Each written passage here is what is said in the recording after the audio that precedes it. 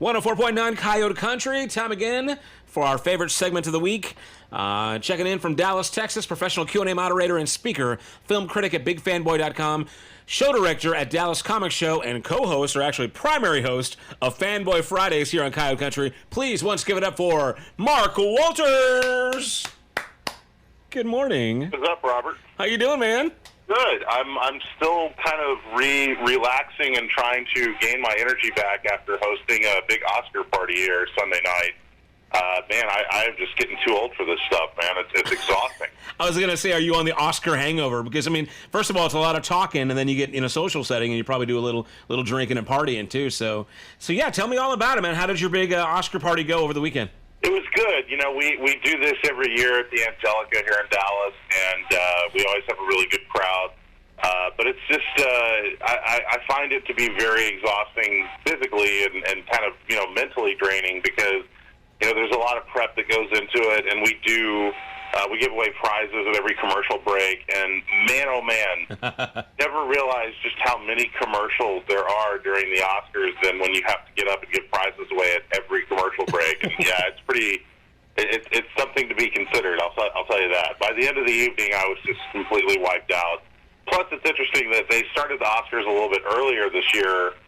They started at 7 o'clock instead of 7:30, and they still managed to go until about, I think it was like around 11 o'clock at night when they finally ended. So, yeah, the ceremony itself was longer. I mean, it was just a bigger experience this year. Now, I had a good time.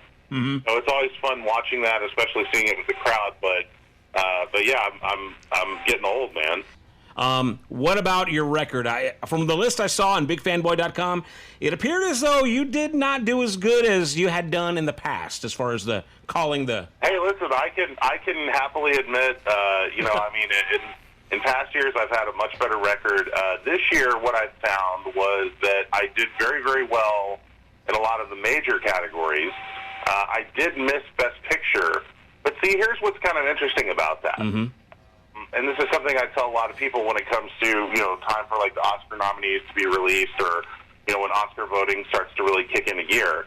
When I post the nominees for the categories and when I post up my picks on who I think is going to win, right, there's actually a pretty lengthy period between when I post that and when a lot of the voting is due and when some of the other award ceremonies take place to where I'm having to do a lot of guesswork that I don't have the benefit of seeing some of the results of some of the other award shows and whatnot. So if I had done the same ballot, like let's say a week ago, or a week before the Oscars, I probably would have had different choices. I was actually very, very happy that The Shape of Water won because I really do feel like that movie, out of all the movies that were nominated, I feel like as a cinematic experience, it was the most magical and it was the most kind of like impressive cinematic experience that we had last year. And I'm extremely happy for Guillermo del Toro that he finally won an Oscar because I think Guillermo del Toro, he encapsulates the words visionary filmmaker. And he's one of the few directors working today that I feel like really has a very distinctive visual style and, consistently delivers interesting product and whatnot. So I'm very, very happy that he won.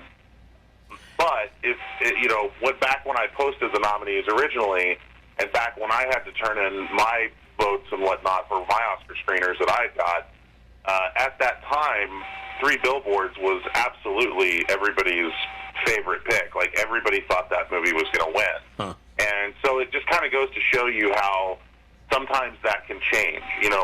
From the moment when you actually put in your vote until the moment when, you start getting closer to the actual award show, perceptions can change. You look at other award shows and see what's winning, and you kind of realize, maybe I called that wrong. So that was my big loss on my ballot this year was Best Picture. I had picked Three Billboards instead of Shape of Water.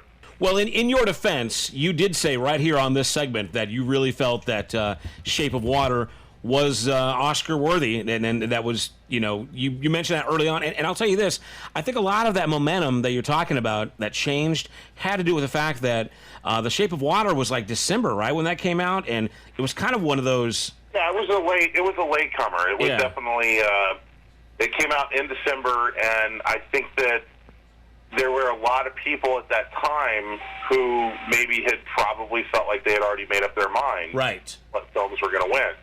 So yeah, you always gotta take into consideration those late bloomers, when it comes to the Oscar nominations, because I mean, we've seen that happen before. We've seen a film come in, very, very late in the game and still win Best Picture. So yeah, you just never know. I do feel like some of that was also maybe a makeup for maybe Guillermo not getting some of the accolades he deserved previously. Right. I really feel like Pan's Labyrinth is probably his best movie. Mm-hmm. And I think that Pan's Labyrinth, even though it did win Best Foreign Film, I felt like it needed or deserved a shot at Best Picture that it never really got. So I'm very, very happy for Guillermo, and I think that it's a well-deserved win. It was, plus, I mean, I'm a little bit biased because Doug Jones, who plays the fish man in the movie, is actually a very good friend of mine, and I was so happy to see Doug up on the Oscar stage, because I'm sure if I talked to Doug right now, he would say that, that's one thing he never thought he'd get to do, and so, he's extremely talented as well. It's a great cast, great movie. I hope people get a chance to see it, especially now. But yeah, I missed Best Picture, but I think I got all the Best Actor nominations. I got Best Director. I got I totally screwed the pooch on the technical awards. I mean, that was one that really kind of surprised me, because first of all, we saw Dunkirk take a lot of the technical awards, and I felt like Dunkirk was one of those films that, even though I liked it and I thought it was a good movie, I think that around the time when a lot of the awards voting was going on, it seemed like that was a movie that was kind of flying under the radar, or it was a film that maybe people had kind of forgotten about because it came out earlier in the year. And so I wasn't really expecting Dunkirk to take home much of anything. And then also in the case of Best Foreign Film and Best Documentary, which I also missed, again, you're talking about a category that had a lot of really, really good choices. The documentary choices were excellent this year, and I think any one of those films would have been deserving of a Best Picture or a Best Documentary Oscar. So, yeah, it's just challenging categories in this case. But so basically what I'm saying, and I actually did post, because I not only posted my picks on BigFanboy.com, I also posted on my Facebook page, there was an official Oscar ballot that you could fill out before the ceremony, and then you could post your results after the ceremony. And my results were it was something like 10 out of, 28 awards? I can't remember how many awards there is. But I only got 10 out of the 28. But all the 10 that I got were all major awards. So I guess I can walk away from this battle saying, okay, I got all the major categories, but I kind of screwed the pooch on all the technical awards. So, well, hey man, you know what? It's just going to keep you on your toes, right? I mean, I'll be back, Robert. I'll be back next year. I'll be better than ever next year. Like so Rocky Balboa, man. It's going to be awesome. Well, anyway, thank you for the big Oscar recap. Remember, everybody can keep track. Check out the scorecard at bigfanboy.com. All right, let's get into this week in theaters. The new film Gringo, which you've already screened. Let's talk about that one. Yes. This is a movie that opens up this weekend, and it's a lot of fun. This is being released by Amazon Studios and STX Entertainment, and both of those production studios have been releasing really, really good films for the last year or so, and this is no exception. This is it's directed by Nash Edgerton, who is Joel Edgerton's brother. Joel Edgerton actually stars in the film. David Oyelowo plays the main character in the movie, and it's funny because up until now we've seen David Oyelowo playing serious characters. He starred in films like The Butler or Selma, playing Martin Luther King. He's known for playing very, very serious roles. Right. Well, this is his chance to kind of show that he has comedic chops as well, because it's a very funny movie, and it's played very much for laughs. And he is terrific in this film. He is really, really funny. It has a very natural sort of comedic flair to him, which is something that's very refreshing. It's always cool to see an actor that for one thing really surprise you and do something that, you wouldn't expect to see from them, and do it very, very well. So cast also includes Charlize Theron, Charlton Copley, and a couple other recognizable faces. Oh, hey, I got to mention Amanda Seyfried. She's like my guilty pleasure. I mean... Amanda Seyfried's in there. She's good. It's a great ensemble cast. One of my favorite people that's in the cast, and it's not just because I know him, but just because I love him as a character actor, is Alan Russ, who most people will know is playing Cameron in Ferris Bueller's Day Off. Oh, right, yeah. Actually has a pretty good role in the movie as well. So, yeah, it's a really terrific cast. The concept is that David Oyelowo's character works for a pharmaceutical company, and they have invented a pill that is like a marijuana pill. So basically, now you won't have to worry about anybody like actually seeing you smoking marijuana out in public, because you just take a pill and it's very stealth-like and whatnot. So he is sent down to Mexico to work out a deal and whatnot, a trade deal. But while he's down there, he also finds out that the company that he works for and his bosses, they're participating in a merger, and once that merger takes place, he's going to be out of a job. So he's trying to figure out, what does he do in this particular situation? Is there a way for him to salvage his job? And he concocts this plan that he's going to convince his bosses that he's been kidnapped and being held for ransom, thinking that they have an insurance policy on him, and the insurance policy will pay the ransom money. So that way he walks away with the ransom money. Even if he doesn't have a job, he doesn't care. That's his kind of harebrained scheme that he comes up with. Well, he finds out that they actually don't have an insurance policy on him anymore. They've been sending him down to Mexico all this time without any kind of insurance to cover him if anything happens. Then to make matters worse, he actually does. He's brought to the attention of an actual drug cartel in Mexico, and he actually does get kidnapped at one point. And so it just kind of turns into this really wild, outrageous, sort of kidnapping comedy set mostly in Mexico and whatnot. But it's really fun and really funny, and it's got a lot of unexpected twists and turns. And I just enjoyed the hell out of it. I thought it was probably one of the funnier films that I've seen recently. Definitely check that out this weekend. It's called Gringo. It's a lot of fun. It's kind of a dark comedy, R-rated, but still has some really funny moments in it. So yeah, I highly recommend it. I think it's really fun. Well, right on, man. Excellent. And what else you got going on with BigFanboy.com? Are you just kind of chilling for a minute, or you got anything new posted up there? Yeah, we posted up some trailers this week. There's a couple new Disney trailers. Mary Poppins Returns with Emily Blunt taking over the role of Mary Poppins. If you guys haven't seen that, check that out. And then another kind of a Disney revamp of a classic property of theirs.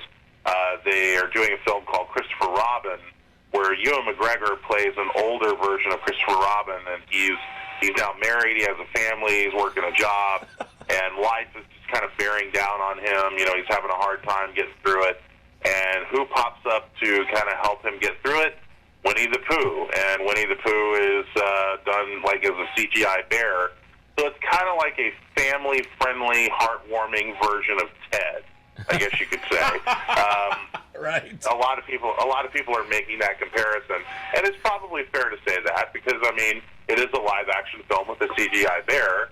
But I'm sure that Disney will come up with a lot more than just that to kind of have it be a really fun exercise. But that looks like it's going to be a fun movie. Uh-huh. I did not get a chance to see A Wrinkle in Time. I know that opens up this weekend, and there's a couple other films that we're looking forward to in the coming weeks.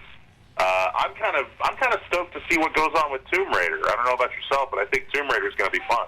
You're going to have to give me a little bit of a resume update on the new Lara Croft. I don't know who she is, really. She seems familiar, but who is that lady? All right, well, let me tell you. Her name is Alicia Vikander, and she won the Academy Award for the 2015 movie The Danish Girl in 2016, but she most recently appeared in the movie Ex Machina, where she plays the robotic girl who's kind of the lead girl of the story. Okay. And she's a British actress. She's been around for the last few years.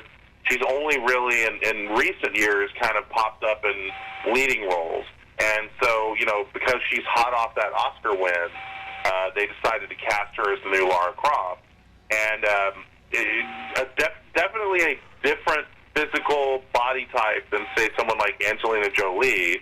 But if you look at a lot of the recent Tomb Raider games, she actually does look, she kind of has the same appearance as what Lara Croft has in the recent Tomb Raider games. And the movie itself, it looks like they're really, really trying to make the movies look and feel exactly like the games. And I think that they're accomplishing that. So the real question is going to be, based off of the previous two Tomb Raider movies, which I think people, obviously those movies made money, and people thought they were okay. I don't think anybody was really blown away by them. Right, yeah. So the real question is going to be now that, they've got this new actress playing Lara Croft. They're making the movies look exactly like the video games. The action sequences look like they're right out of a game. But is that going to be enough? Is that going to be enough to really wow people and have them say, okay, yeah, I'm on board. I can't wait for the new Tomb Raider movie. I guess we'll see. I personally am kind of excited about it. I'm particularly excited because the villain in the movie is played by Walton Goggins, who a lot of people know from, things like Sons of Anarchy, Yeah. most recently in Quentin Tarantino's Hateful Eight. He's just a great kind of Southern character actor. And so I think it's going to be a fun film. I got to say this real quick, though. As far as the trailer, from what I've seen, the villain, he looks so much like they just made him look like Rick Grimes from The Walking Dead. Yeah, well, that's Walton Goggins. That's kind of how he looks in the movie. Is pretty much how he almost always looks. Yeah. But yeah, I'm excited to see that too. I've seen the trailer a couple of times. I've got, a tween, 11-year-old girl who's excited about it, so we'll definitely go see that one when it comes out. And I should mention this as well. I'll be broadcasting live at Sears here in Uvalde from 11 to 1 o'clock tomorrow, and I'll be giving away passes to see the premiere, the San Antonio screening of the new Tomb Raider film in San Antonio for next week. So come on out and see me tomorrow, 11 to 1 at Sears on Main Street for a chance to win those. So very cool, man. What else you got going on at BigFanboy.com, sir? That's about it, man. Like I said, I'm just I'm trying to recover from my big Oscar party, so nothing much exciting going on for me. I'm looking forward to some new films next week, and we'll regroup and talk about some newer stuff when next Friday comes. All right, man. Best cure for a hangover, even an Oscar hangover, is Pedialyte. Remember that, Pedialyte. Just drink a lot of that. It's good stuff for you. Should I drink a lot of my Ensure now that I'm becoming an old man? Oh, don't say that. I'm pretty sure I'm older than you. All right, once again, let's give it up from Dallas, Texas, professional Q&A moderator and speaker, film critic at BigFanboy.com, and the show director at Dallas Comic Show, which we've got to talk more about that in the next few weeks. Give it up one more time for Mark Walters. Thank you, sir. Thanks, Robert. 104.9 Coyote Country.